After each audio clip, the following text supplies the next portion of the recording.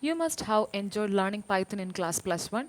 Python programming language developed by Guido van Rossum in early 1990s has become very popular programming language among beginners as well as developers.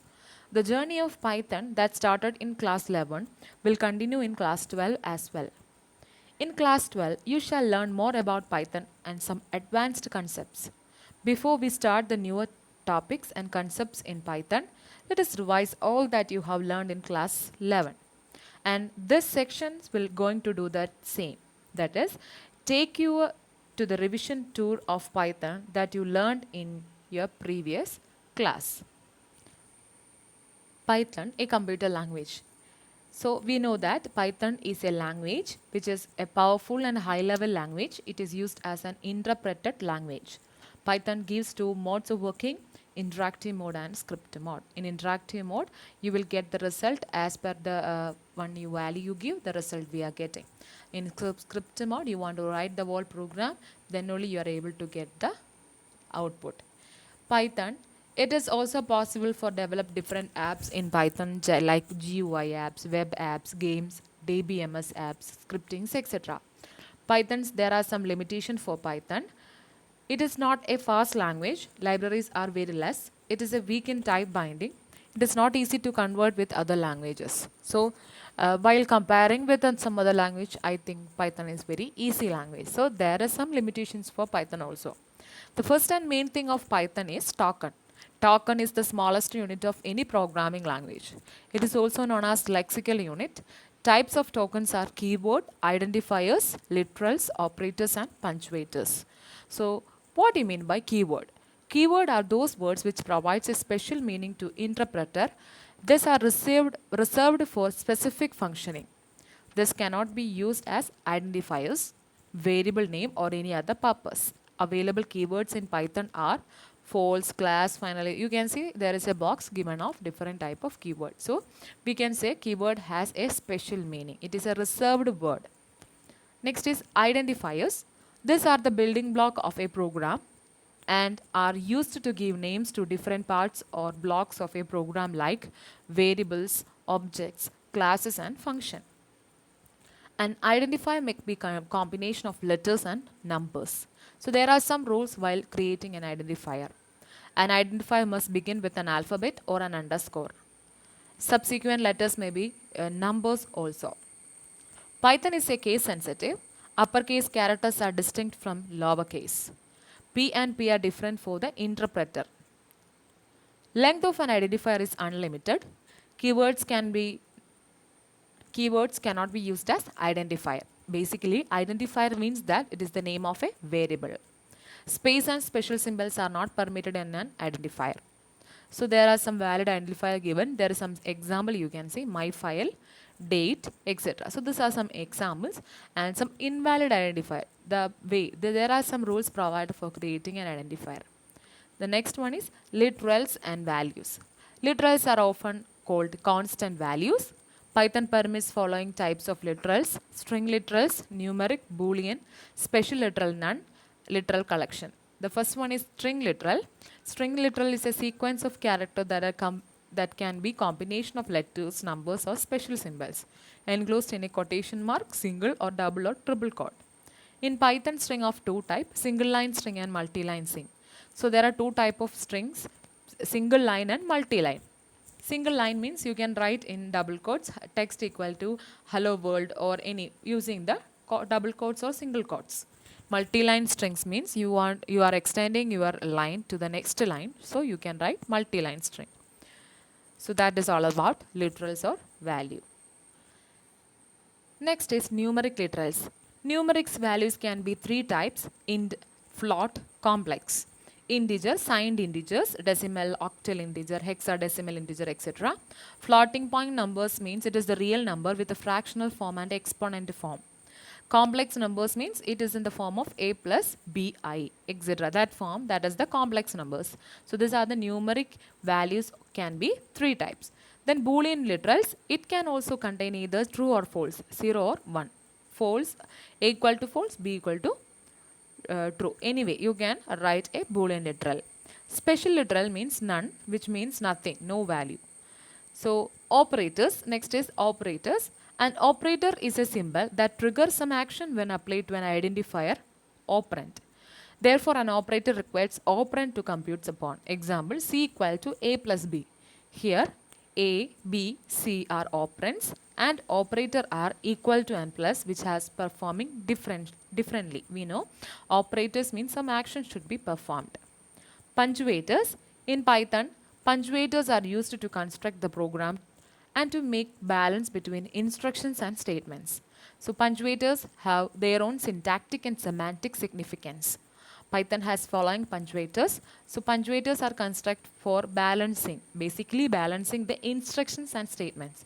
So if I am writing a string with double quotes, that I am limiting it with double quotes, means it is up to this much and the other line doesn't depend upon this line. So that is the punctuators. And the next one is data types. Data can be any type like character, integer, real, string, etc. Anything in double quotes is considered as string in Python. Any whole number as an integer value, any value with a fraction part is a real value, or we can say that is a floating point numbers. True or false value specifies Boolean value. Python supports following core data types: number, string, list, tuple and dictionary. So you are familiar with all this: number, string, list, tuple and dictionary. So number means it is like 10, 5, etc. Floating point numbers like 3.5, 302.24, etc. Complex numbers be like 3 plus 5j. So that is numbers. Then string means whatever you are enclosing in a double quotes or a single quotes means a string. String is a sequence of character. List means it is enclosed, it is a mutable type. It is enclosed in a square bracket. Tuple is also enclosed in a parenthesis and it is immutable. And last one is dictionary. It is like there will be key value pair and they have keys and their corresponding values. So that is data type. Then you can see there is a graphical representation of the core data types view. Core data types are number, sequence and mapping. Numbers are classified into integer, floating point and complex. Integer is again classified into Boolean. Sequence are classified into string, tuple, list, and mapping actually means dictionary. Now, variables and value. An important fact to know is in Python, values are actually objects and their variable names are actually their reference names. Suppose we assign 10 to a variable a equal to 10. Here, value 10 is an object and a is the reference name. So, a equal to 10 means a is referring to an address. This is an address given to the object 10. So, if you want a value 10, you want to access a. So, a equal to 10. So, that is actually variables and value. So, you can see the more example.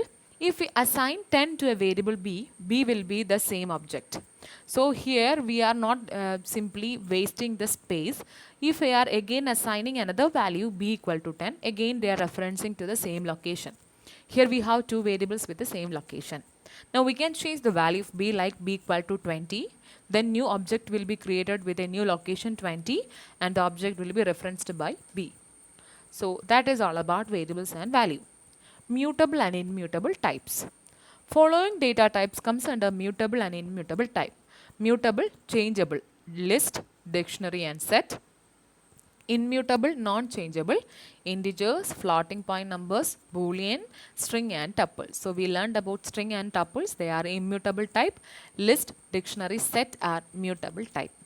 Then what do you mean by? The next section is operators.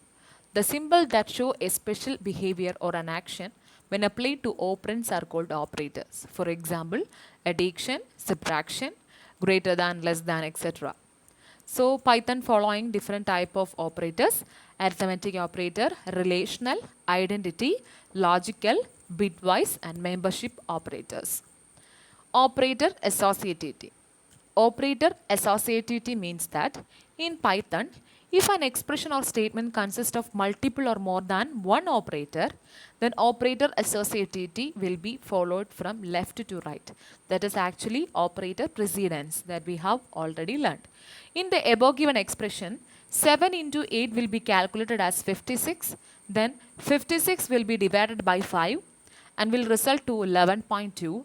Then 11.2 will again divided by 2 and the result will be 5.0. Only in case of exponent, that is the power, associative will be followed from right to left. So if the associativity is, in the case of power, it will be coming with right to left. So 3 power 3 power 2, then the answer will be calculated like, first of all calculating 3 power of 2, and then after getting the result, then we are calculating it with 3. So just think about the operator associativity is equal to operator precedence. According to the highest precedence, the operation will be taking place. Next is typecasting. As we know in Python, an expression may consist of mixed data types. In such cases, Python changes data types of operands internally. The process of internal data type conversion is called implicit type conversion. So what do you mean by typecasting? As we know, Python has an expression may consist of mixed data types. In such cases, Python changes data types of operands internally. Sometimes it will change internally, some cases. So that is known as implicit type conversion. One other option in explicit type conversion is which is like data type identifier. For example, you can see a equal to 4, b equal to int of a. So here I am converting a is a string because that is enclosed in a double quotes. I am converting that particular string value in an integer. You can see b equal to int of a. Another example, a equal to 5, b equal to 10.5. Then we can convert a to float, d equal to float of a. In Python, following are data conversion strings functions. There are int, float, complex, str for string and bool for boolean. So these are typecasting. Next, how we are taking input in Python. In Python, input function is used to take input which takes input from the form of string. Then it will be typecasted as per requirement. So how we know in input function, by default it will input a string. For example, calculate the volume of a cylinder. Program to calculate the volume of a cone. Radius int input. So we are converting it. Here actually happening the implicit type conversion. Int input enter the radius of the cylinder. Height input int input enter the height of the cylinder. Volume equal to 3.14 into radius into height. Then print the volume. We will get the result. So that is taking input in Python.